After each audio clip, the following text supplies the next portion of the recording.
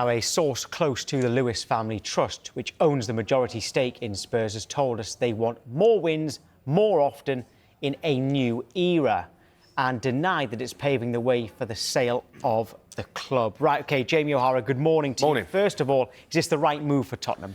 Yeah, it looks like it. I think if you look at where the club is at in terms of foundations and where Daniel Levy's put the club, he's done, a really good job. They are, a massive globally franchised football club now, but you can't say the success on the pitch has been there. Finished 17th last season. All right, we won the Europa League, 2 trophies in 24 years. It's not good enough.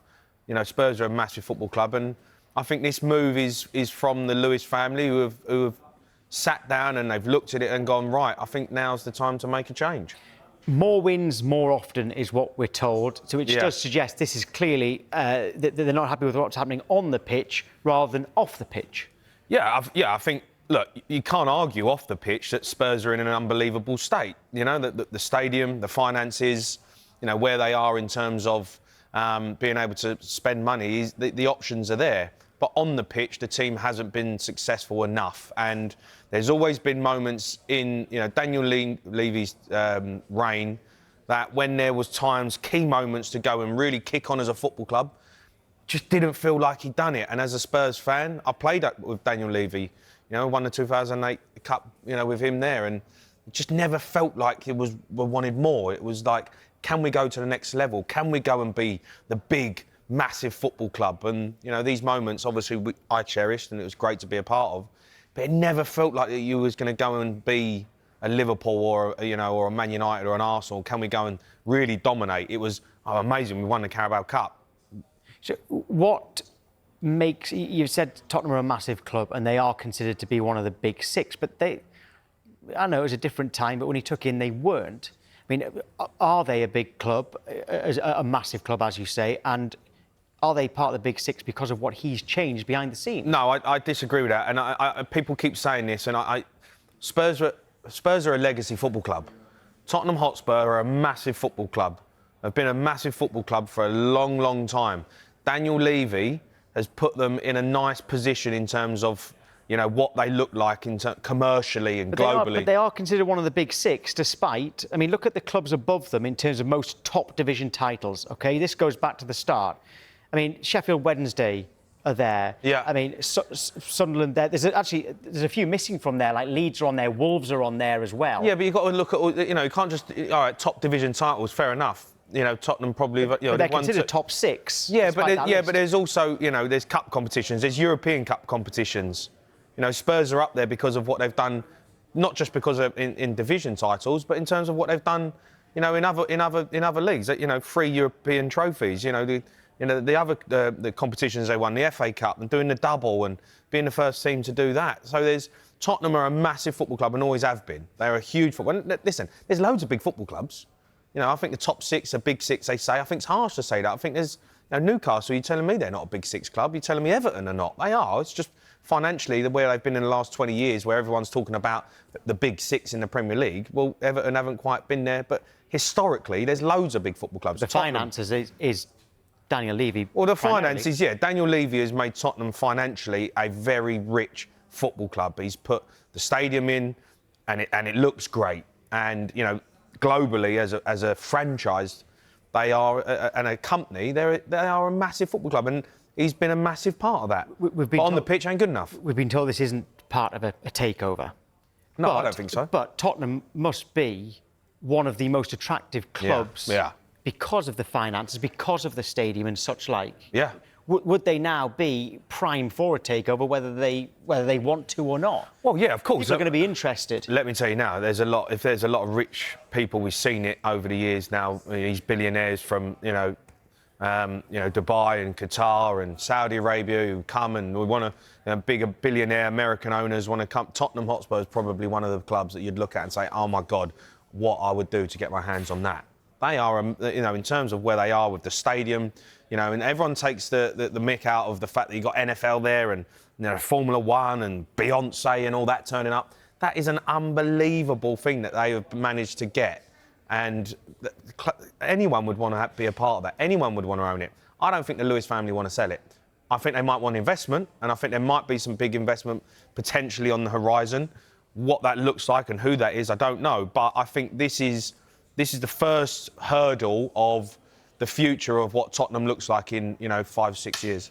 We've just keep your voice notes coming in, by the way. We've had one just in the last few seconds from Craig. Let's hear it.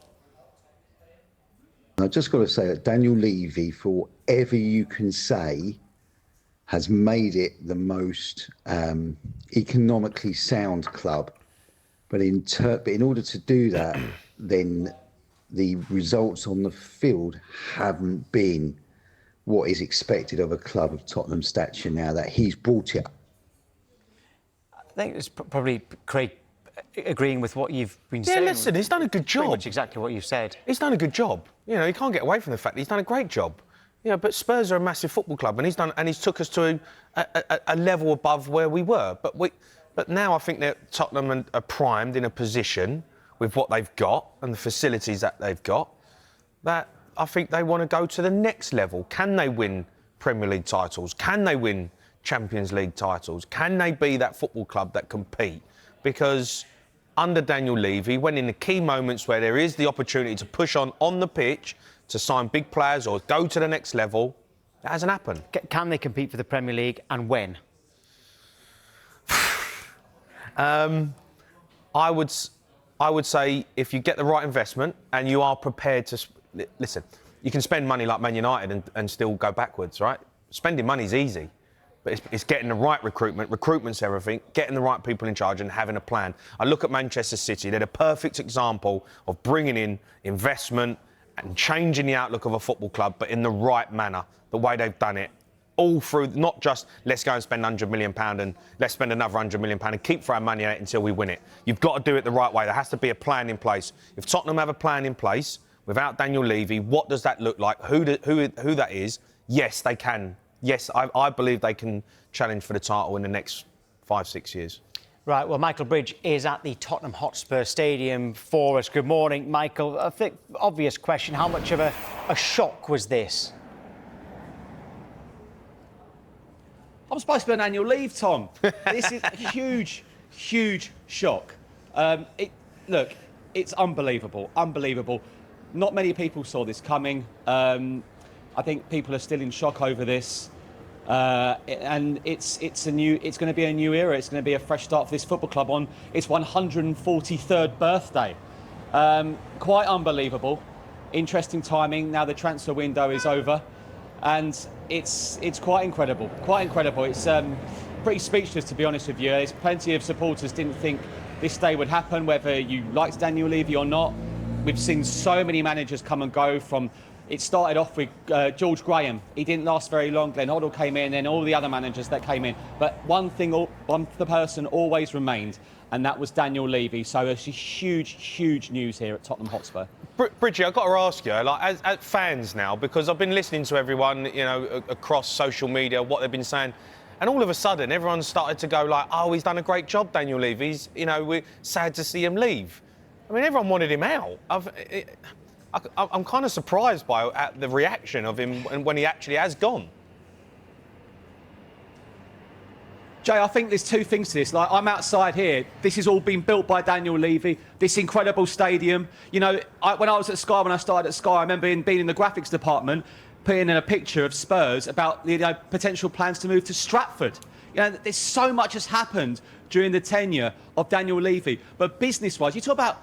I'm listening to big clubs. Just because a club's won a league in 1903, this is in the Big Six for a reason. The money it generates, week after week, whether it is Beyonce or not. I think the argument many fans is, have they seen enough investment in the players with how much revenue they bring in here as a football club? Hey, Michael, will he be remembered more for what you've just said there and the revenue and the new stadium, or for what the fans would see as a lack of trophies in his time in charge?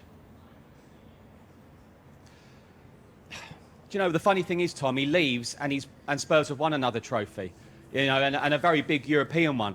But then a few weeks later, he did an interview for the club's in-house channel and said, we want to win the Premier League and the Champions League. And they're nowhere near that. And they're still nowhere near that at the moment. I think a good season for Thomas Frank will probably be top 6, and hopefully for Spurs fans, a cup run. Yes, there was only one trophy before the Europa League, but I don't totally blame Daniel Levy for that. You know, the Champions League final, I didn't like the mood of the club before going there. I went over there thinking, are you just happy to take part in this final? And then Hugo Lloris came out and said he got given a finalists watch, which he didn't like. The players found it a bit baffling. But then there was semi-finals where Michel Vaughan played in goal and Lloris was on the bench. Goalies don't need a rest. So that's not necessarily all Daniel Levy's fault. Spurs have been in Europe 18 years in 20. So let's stop all this big club nonsense. 18 in 20 years. Yeah, Bridget, you say we're a million miles away from Champions League and Premier League. I don't actually think we are. Like, I think if you look at the squad of players that Spurs have got, it's a decent, really good squad of players. There are some star players in there. But if all of a sudden you start spending money, and it's not just throwing money at it, but if you recruit well, but you are prepared to be like, right, we are going to do what Arsenal do, we are going to do what Liverpool do. If we want someone for £100 million, and he's going to come in and he's going to take us to the next level, we're going to do it. Spurs have got the money. It's not like Spurs have got to go and generate that money all of a sudden and we've got to become, a Man City and a Liverpool. The foundations are there. But people say we're a million miles away from it. I don't think we are. Yeah.